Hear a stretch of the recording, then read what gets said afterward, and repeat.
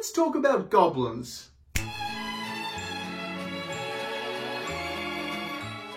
You know, those small, greenish, yellow, gremlin-y creatures that have been a staple in Dungeons & Dragons for years, but are typically only used as low-level throwaway encounters? I really can't stress this enough, I have an irrational love of goblins. In fact, there's not actually much more in this entire world that I'd want than a little backpack goblin who just came with me everywhere I went. Yes, I'm aware that would probably result in multiple stab wounds to my back, but it's probably worth it. They're just little guys, and little guys deserve love too. I just need to make it very clear, I'm not saying that because I'm a short king. Well, now that I've said that, everyone's just going to assume that. Anyway, as a goblin lover, I feel there's a bit of an injustice in terms of fantasy settings and tabletop role-playing settings when it comes to these magnificently hideous creatures. So because of that, today we're diving into the lore, history, unique variants and types and fun ways of implementing goblins into your tabletop game. Now, you've probably come here today with your own preconceptions of goblins, and sure, modern media and fantasy games do a relatively good job at physically presenting the physical characteristics of a goblin. But just in case you've made it this far into the video and have no idea what I'm talking about, this is a goblin. They're often around 3 to 3.5. This is not 3 feet. This is like fucking 2 inches. A lot of the time they've got like really flat faces. They've got a sloped back forehead that just doesn't do them anything good. They've got broad noses, pointed ears. Jesus, fuck, that hurt. And, you know, sharp fangs because little goblin guy. In some ways, I like to consider myself a bit of a goblin because, as I've clearly just described, the resemblance is uncanny. They're also typically presented with red or yellowish eyes, and their skin tone reflects that of the clan that they belong to. In D&D, that can be reds to oranges to yellows to more stereotypical greens. I mean, move over, blue-eyed boy with blonde hair, there's a new sheriff in town. To go with all of those green flags, they're also generally very short-tempered, have a fixation on exacting revenge on people, and generally are pretty unintelligent. And this is where I feel a lot of the time goblins get the short end of the stick. It's not a short joke, it's because, shut up me. For me, this is where I feel the mark is missed a lot of the time. I mean, not all goblins are dim-witted, evil, or unintelligent little bloodthirsty gremlins. Some of them are, but not all of them. It's in D&D lore that some goblins have arisen to become heroes or are incredibly intelligent and have, you know, gained enough renown to be accepted into modern society, modern fantasy society. I mean, in D&D specifically, goblins originated from the Feywild or the plane of fairy, and like a lot of cool things come from that plane. Well, if you're unfamiliar with it, allow me to give you a really awful metaphor. Welcome to Learning the Planes of Existence with Uncle Arlo. I actually don't know anything about the planes, so just please bear with me. So let's imagine the planes of existence are a bologna sandwich. If the material plane is where we are, we're the bologna, okay? And then let's say the inner planes, which are the elemental planes, like the plane of fire and plane of water, let's say on this bologna sandwich, we're gonna chuck some lettuce on there, okay? There's 2 planes. There's 2 planes in the planes of existence. The Feywild somehow exists between these 2 things. And it's pretty cool. There's a lot of cool things from there. It's like where dryads are from, and pixies, and a lot of the cool nature, like, shut the fuck up me. I've done a poor job at making this sound cool, but it is cool, I assure you. And this is where every Fey creature comes from. And guess what? Goblinoids are Fey creatures. And yes, I'm aware that there's other Fey creatures that get the same treatment of, you're the bad yuck Fey. But goblins don't have to be yuck, they're cool little cute dudes who just look terrifying.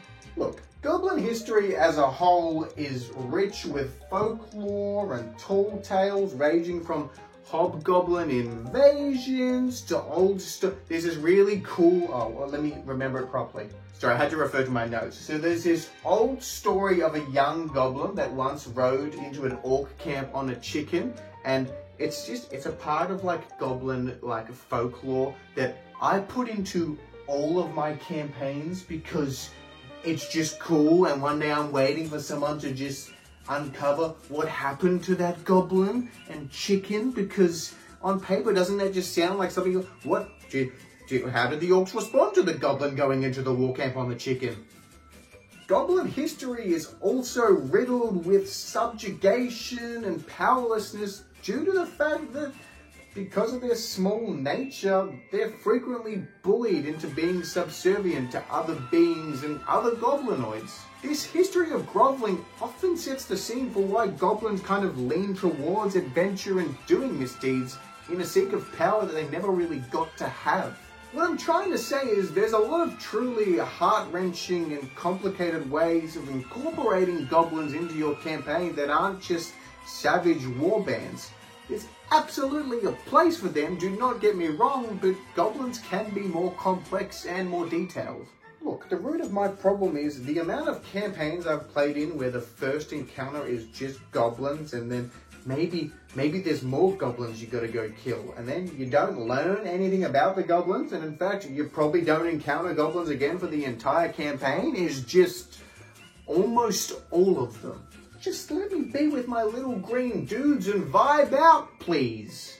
Goblins might be small, but they sure can pack a punch when it comes to storytelling and narrative elements. Like, imagine your party ransacks through a goblin camp and finds one tiny orphan goblin that they're responsible for now looking after because they ruthlessly killed innocent goblins. I mean, most parties would do horrible things to the child because murder hobo, but there's opportunities for more complex things there. By actually embracing their variety and somewhat exploring their history, you can make goblins a really powerful race in your campaigns that link to a lot of really strong storytelling elements.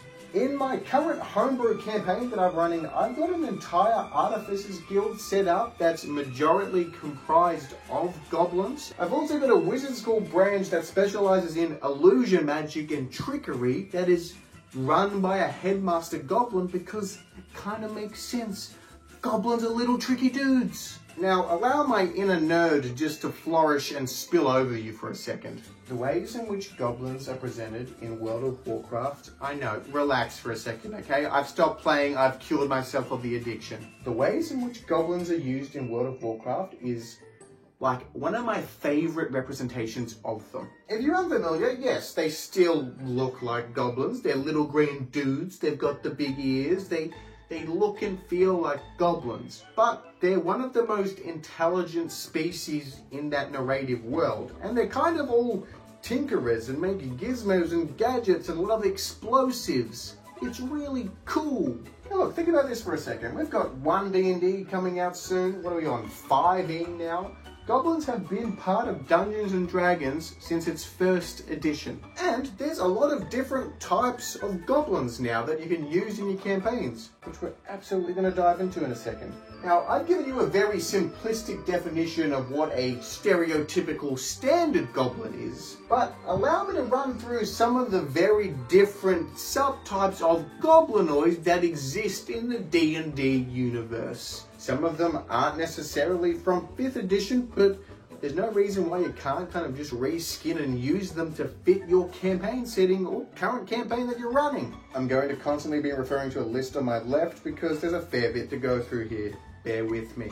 The Hobgoblin, which you're probably very familiar with. They're a larger and much more brutal species of goblinoids that like to wage war on humanoids. The Amatok. I think it's Amatok. I didn't change the pronunciation once. I don't know why I thought I did anything better. These little cuties are kind of just like white-furred Arctic hobgoblins. So there you go. The Bakemono, the goblins of the Shadowlands. Ooh, spooky. The Blue, a subspecies of goblins that are blue and have psionic powers. They're pretty cool. Now, I love these little guys. The Decanter goblins. These are like brutish little goblins with rhino horns, and they're vicious little cunning bastards. Koalinth. That's my Australian coming out, isn't it? These are aquatic hobgoblins. The merfolk of the goblin people, if you will. Nilbolgs. These guys just aesthetically fit with goblinoids. They're healed by taking damage. Cool. A Norca. These are short goblinoids with big canine teeth, and there's not a lot else out there on them, but they exist and they're from the Feywild. A Thal. A strange merging of a ghoul, hobgoblin, and what's the other thing that I'm missing? A troll. Vrag. These things are actually really cool. I'm not going to read you what it says here, so I don't have to try and remember this. So they're faster and considerably stronger and more primitive than typical goblins. They often worked as mercenary scouts or raiders, so they're kind of the most put together of the goblinoid family, if you will. Vril. These bad boys were bred by Drow to act as soldiers. They have violet skin with tiger stripes. Look at all that variety. You've almost got a goblin for every season. Now, in case you've been confused with what I'm going through, I'm not saying don't get into combat with goblins. They're more sensitive. No, I'm just saying make them cooler. Make them cool.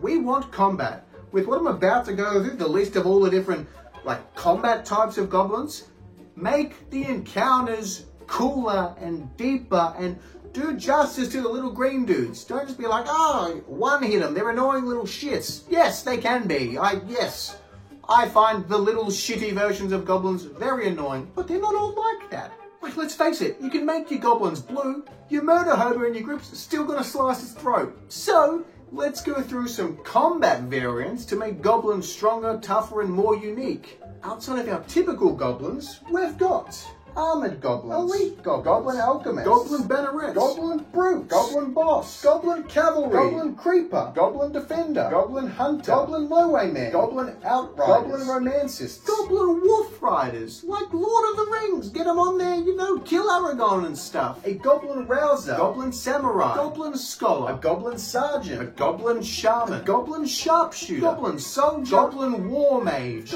goblin warriors, night goblin, a night goblin fanatic, winged goblin, and a cavern goblin for all your cavernous needs. Put them all together, and what do you have? A goblin army. And now that you've got yourself a goblin army to throw at your players, you're gonna need some goblin-themed battle maps to lay out, but that's gonna take a bit of time putting together. So instead, no it won't. Hi? What are you doing? You said you need some readily available goblin maps, and I came running. Where did you come running from? Under your bed, silly. See, what you're looking for is Cheipeku Maps, the sponsor of this video. Cheipeku Maps have over 4,000 variants of themed, animated, and highly detailed battle maps to use with the virtual tabletop of your choice, or to simply share on an on-screen display if you've, repurposed that third monitor that you convinced yourself was a necessary purchase. Through their huge library of maps, you can search by tags or names, and with almost all of them, you have the option for different variations depending on the weather, time of day, or simply different conditions. Now, when your players cancel on you last minute after you've spent 3 hours preparing and cleaning their house and setting up the table, you can look at some really cool animations on the screen and imagine what could have been. Take a look at this goblin bridge, for example. I can have it blood-stained, with a burnt hole in it, with pieces of wood missing everywhere so my players hopefully fall through the gaps. And really pretty at night. Isn't that just gorgeous? If you want to check out more, make sure to click on the link in my description to their Patreon. Where even was I? Oh yeah, of course with all of this, goblins are also playable races in D&D. Funny me story. So the first PC I ever played as was a child goblin called Grimgor. And see, Grimgor was the child of tribalistic goblins and was abandoned when he was barely a year old. And if you're unaware, a lot of these more animalistic traits of goblins are learned from a very young age because it's just the environment that surrounds them. But my character didn't grow up around that. He grew up in a sewer.